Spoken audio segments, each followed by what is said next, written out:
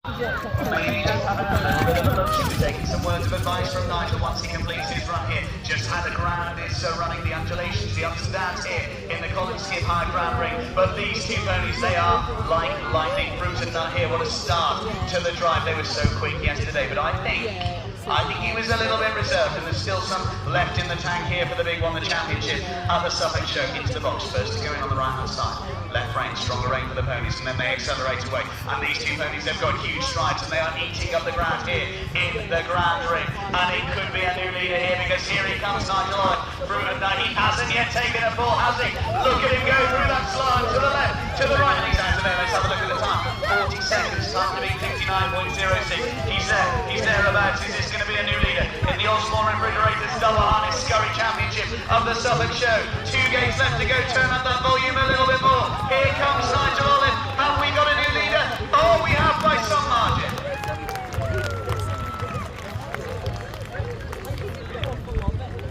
Star, Pick and Mix. Off they go.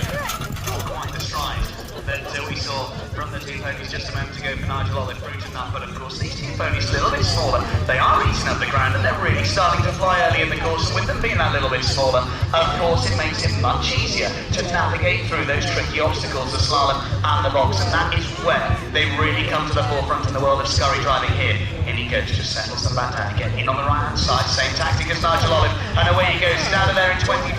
He is there or thereabouts, isn't he? Very much in touch. Come on, James Starr. We're going to see him with Thunder aligning his large ponies a little later in the draw, but he is going for it. Look at that, the shoulders forward, giving with the hand, giving those ponies words of encouragement all the way around every stride of this track. And now he's turning for home here. 55.04 to beat. He's got 10 seconds to get home. He could well do it, but he can't afford to make a mistake. He can't afford to pull off, and these ponies can't afford to ease off. Give them your support with 1 gate to go. 55.04 to beat. Not going to be quite there, but it's a superb run. 59.61. It goes into third.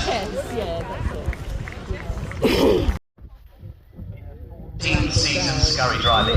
Scurry driver of the year in 2018. What an achievement. It is such a tough task to take that title at the Horse of the Year show. She's also a level 2 coach, and she teaches the carriage driving herself as well. She passes on all of that knowledge that she's gained over those 14 years of scurry racing to future scurry drivers as well, which is brilliant to see. And these two ponies, the Marlowe Saddlers L4 leather, going alpha leather here across the Collins Skip High Grand Ring into the box. In on the left hand side, and away she goes. Leader, of course, Nigel Olive. He went in on the right, turned down to the left, but she's out of that box in around 27 seconds. So a little bit of room to make up, but she's got plenty of time to do just that. And these two ponies, they are silky smooth through this slalom. In she goes. And again there, look at Danny on the back of the groom. He's leaning to the left, leaning to the right, really throwing his weight around to keep those wheels on the floor, to keep the grip, to keep the traction, and allow these two ponies to perform at the very top level of the sport here. On they go with 2 gates left now. They're pushing that run down all the way down towards the members' hospitality. It's a long, long way down the Collins Skip High Grand Ring, but it's a foot perfect round. Nothing to add. 62.33.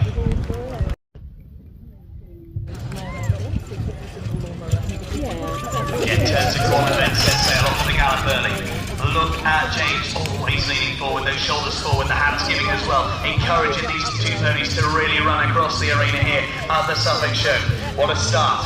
Thunder's on the left, Lightning's on the right. James has owned these two ponies now for 7 years, so they know each other very well indeed, and that is so important, because these two ponies have to be listening, they have to be fully focused, and they have to be thoroughly understanding of every single aid that James gives whilst he's up there in the vehicle. And away they go again. You can see he just gives with the hands again, those voice commands as he leaves the box, starting to gallop. Just a little bit of a disagreement maybe there. The ponies are pulling very strong indeed. They want to run, and now he can let them do just that. He can turn them loose. They're going to turn for home now. The groom on the back, leaning from the left to the right.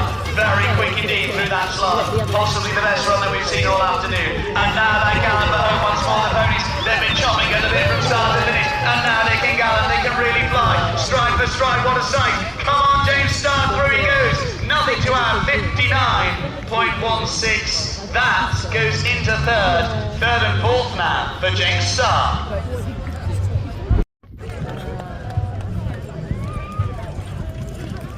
Here we go. 2 runs left for Alison, 4 in total. This Chippendale, she was second in the qualifier from the large ponies yesterday. These are large ponies, but she's got two very quick small ponies to come one again, Buzz. Keep your eye out for them later in the draw. Of course, the quickest from qualifying yesterday, Kevin Merry, last to go with Eric and Ernie. This isn't done yet, but 55.04, that is going to take some beating. Believe you me, it really is. In she goes into that box, and she goes again. Well, section B, that's the Chippendale 18 as well. Been with Alison for a number of years here, and then they just start to move up through the gears. Now she starts to accelerate a little bit more. You watch the skill and precision through this slalom. Oh, she's gambling. She is. She's super close to those curves through that slalom. Oh, a little bit of a jig and a jive there as she leaves the slalom, but she's turning for home. Clocks are ticking, isn't it? The time to be 55.04. Now she has to fly. She's there. She's in touch. This is very close indeed. Nigel Olive will be watching on, biting his nails. Has he done enough? At the moment it looks like he has, because it's 57.07 and it's in 2 seconds. From Scurry driving, she came back just last year, previously driving for 16 years. Great to have her back in the competitions here on the Candy Show circuit, because she is such a fierce competitor, and she's got a little bit of a target, hasn't she? She's hunting down that time set by Nigel Olive. I wonder, would he have given us some words of advice, or would he have just stayed quiet? Because he will want to win this outright, that you can guarantee. In they go, into the box on the left-hand side, so she's already taken a different route to Nigel. Oh, she did well there, didn't she? Just a little bit of miscommunication with those ponies, but she got them back on track, and this is good. She's out of that box in around 25 seconds, but I think it looks as if Nathan Farrell's heading over. I think he's just checking the ground. No, all the ball's still on the cone. This is a clear run at the moment, and now she's got 3 games left to go. 55.04 is the time to be. 10 seconds to get home. Oh, Nigel will be biting his nails, won't he? What an anxious wait it's been for him. Here comes Liz Olive then, Pinky and Perky. A clear run, nothing to add. 56.79, she's got second. They're off the gallop, aren't they? And you can see them have the two members on that, because they are really pulling here this afternoon. They want to win it just as much as Alison Osborne does here. Hannah Rogers, the head girl at the Osborne Yard, the groom on the back. She's worked with Alison, she's worked with Jeff for so many years, and she's turning to the left-hand side, leading into the left. That's still too soon, isn't it? Now she can't afford to take the call. Has to keep the counter. Everyone yesterday broke the trot through that box yesterday. Oh, there's a mistake because the pressure is on, and it's starting to show. Will that be costly here for Alison Osborne? The middle element to the box goes, so she's got a 4-second time penalty now, and it could be another challenger out of the way for Nigel Osborne, Nigel Olive, who still leads with Fruit and Milk. 55.04 to beat. 4 seconds to add. What's she going to do? Is she going to wave the white flag and surrender, or is she going to push on down this final line? Oh, that's what she's going to do. She's always competitive, even with the 4 seconds to add. She's pushing, she's charging down that final line. Let's have a look. Oh, it was quick, wasn't it? 56.07. Would have gone second, but we have the 4 seconds. 60.07 drops her down the reckoning there, and it's still Nigel Olive leading.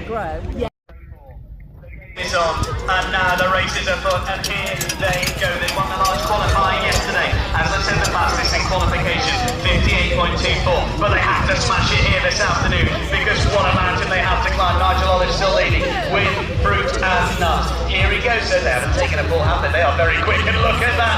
Oh, they keep the balance just about, slipping aside into the box, takes a little bit of a pull, talking to those ponies every stride. That was the quickest that we've seen. He's at 23 seconds. Could he win it from final draw? Keep on pushing, Kevin.